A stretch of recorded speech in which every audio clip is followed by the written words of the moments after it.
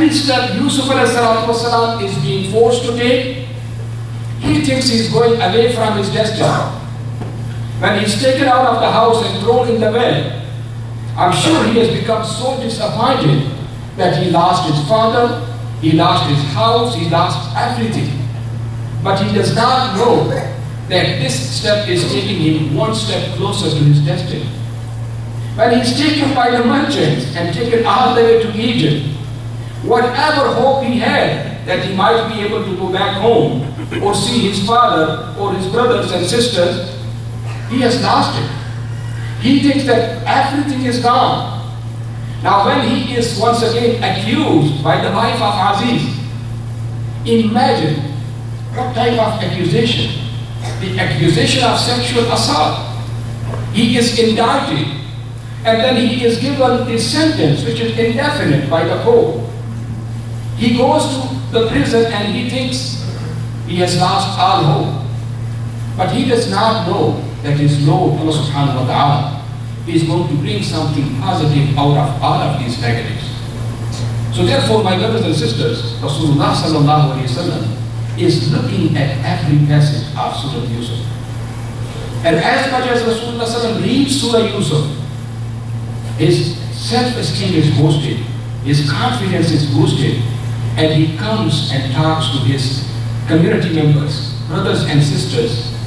Don't forget, Inna Allah Nasiruddin. Allah subhanahu wa ta'ala is going to definitely make this deen of Allah subhanahu wa ta'ala the deen of humanity.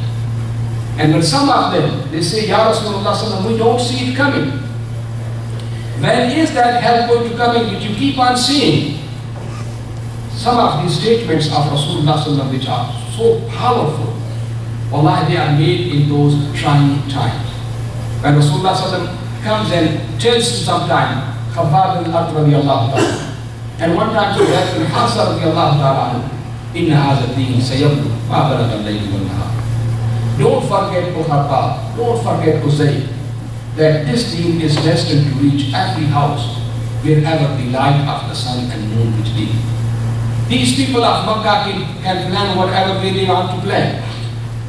My nation can expel me or try to kill me. My destiny is not in their hand. My destiny is in the hands of Rabbul Isra, who did not let Yusuf ﷺ down and who is not going to let me down. And my brothers and sisters, this is exactly what happens.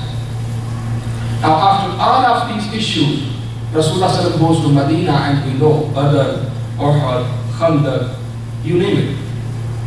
But whatever Makkans are doing, it's exhausting their financial power. The way they are becoming aggressive, they are losing the moral leadership which Allah subhanahu wa ta'ala has given them because of Kaaba, لِإِلَافِ قُرَيْشٍ إِلَافِهِمْ رِحْلَةَ الشِّتَاءِ وَالصَّيْفِ. Because of them being the custodian of Kaaba, they have got some moral leadership. But because of their conspiracy and going against those poor and innocent Muslims, they lost the moral leadership. And one by one, they started losing their allies. People started feeling that there is a hidden agenda. That's not an issue of the way they are portraying it to us. So the time came that the patience of Rasulullah sallam and patience of Sahaba paid off. That Rasulullah sallam goes to see that same city of Makkah, to conquer it. And at that time, there is not a single tribe who is able to ally themselves with the people of Makkah. So those Makkans who can bring 10,000 of tribes in the battle of Khandaq or ditches are standing alone and cannot resist the power of Rasulullah sallallahu, the power of patience, the power of righteousness, and the power of morality. Now, this is exactly what happens. So that Abu Sufyan and the rest of the Qurayshite are standing in front of Rasulullah sallallahu. And the Prophet ﷺ asked them, what do you expect me to do to you? What do you think I'm going to do to you?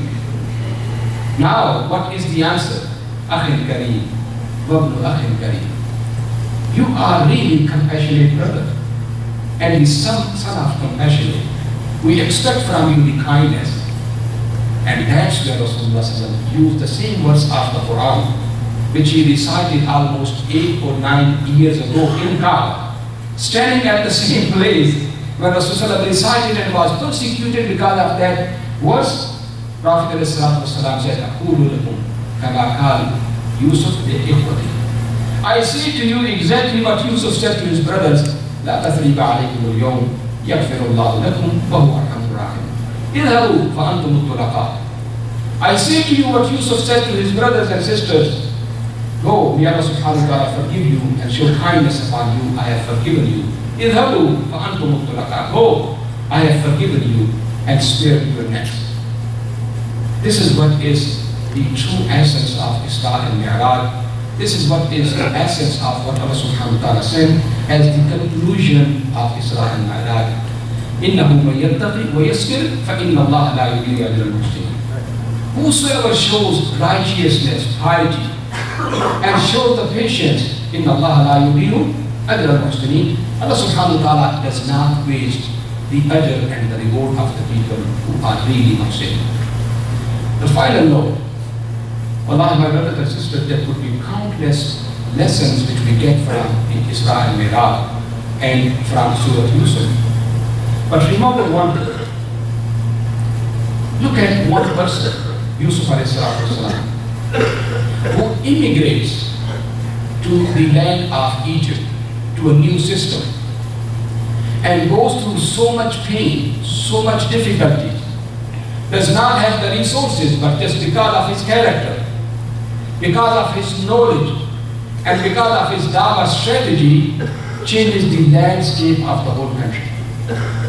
Imagine, when he arrives over there, he arrives as a slave, 17 years of age, no money, no house, no car, and then goes through the issue of service, and then the issue of accusation, and astaghfirullah, such kind of accusation as a sexual assault, that will just drive the person off, and is placed in the imprisonment to the extent that does not know when or he is going to be able to come out. But uses, wherever he is, he uses that opportunity to attract other people, to serve other people, and to have da'wah ila Allah subhanahu wa ta'ala, to calm them towards Allah subhanahu wa ta'ala. When he is in prison and those people ask him about their dreams, he readily tells them, "I know how to interpret dreams." Because he wants to attract those people. He wants to establish his reputation as a good person, as a person of knowledge. Now when they ask him about the dreams, how does he start? He does the work of da'wah before he tells them about what? The dream. وَاتَّبَعْتُ مِلَّةَ آبَائِ إِبْرَاهِيمَ وَإِسْحَاقَ وَيَعْقُوبَ مَا كَانَ لَنَا أَن نُشْرِكَ بِاللَّهِ مِنْ شَيْءٍ ذَلِكَ مِنْ فَضْلِ اللَّهِ عَلَيْنَا وَلَكِنَّ أَكْثَرَ النَّاسِ لَا يَشْكُرُونَ. I am from the progeny of Ibrahim. I do not worship anybody other than Allah subhanahu wa ta'ala. So don't you ever take that this is because of me. No. This knowledge is because of Allah subhanahu wa ta'ala. And then he goes, Ya sahaba yusidi, أَأَرْبَابٌ مُتَفَرِّقُونَ خَيْرٌ أَمِ اللَّهُ الْوَاحِدُ الْقَهَّارُ. Oh my companions, you worship so many gods. I worship one God. So tell me who is better, to worship one or to worship zillions? And then he comes and says that whatever you worship other than Allah subhanahu wa ta'ala, مَا أَنزَلَ اللَّهُ بِهَا مِنْ سُلْطَانٍ. There is no logical proof for that one. Come back to your one Lord and worship Him alone. ذَلِكَ دِينُ الْقَيِّمِ وَلَكِنَّ أَكْثَرَ النَّاسِ لَا يَعْلَمُونَ. This is truly the source of your success and the true religion, but most of the people do not know. But then he serves their cause and gives them the information about their dream.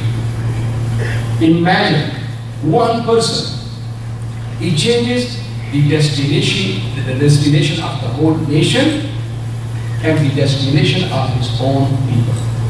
Israelites would have not come to Egypt and would have not become a great nation if Yusuf ﷺ as individual does not go to Egypt. My brothers and sisters, the same hope which is given to Rasulullah ﷺ should be the hope for you and me.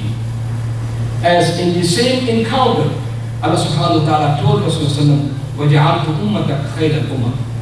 I have made your ummah the best of all the ummah. Humul awwalun wa humul akharun. In the historical context, they are the last one to come. But on the priority list, they will be number one to enter the Jannah. So you have got the same hope. You and me are like Yusuf alayhi salatu wasalam, immigrant over here. And instead of just dying after money and car and house, and after games, mashallah, focus upon your original mission.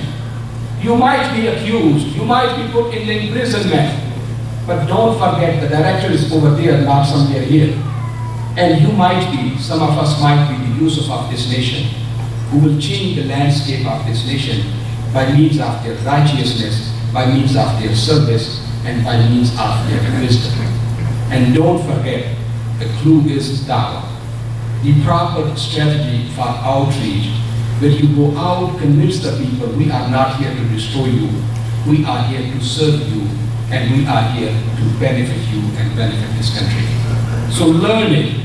You might be the Yusuf of this nation, and might be all the people who will come and enjoy the benefit after that, or will do the work of Allah subhanahu wa ta'ala, will go to you as everything went back to Prophet Yusuf alayhi salam. أقول قولي هذا وأستغفر الله لي ولكم ولسائر المسلمين فاستغفروه إنه هو الغفور.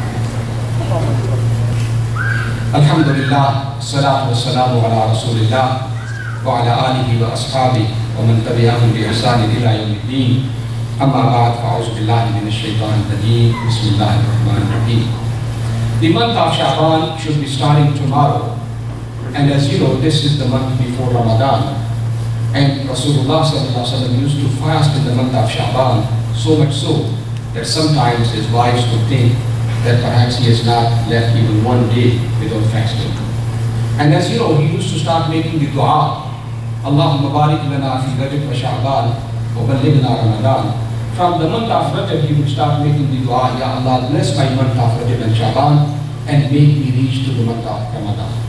My brothers and sisters, this is the opportunity that we spiritually start preparing for the reception of Ramadan Mubarak.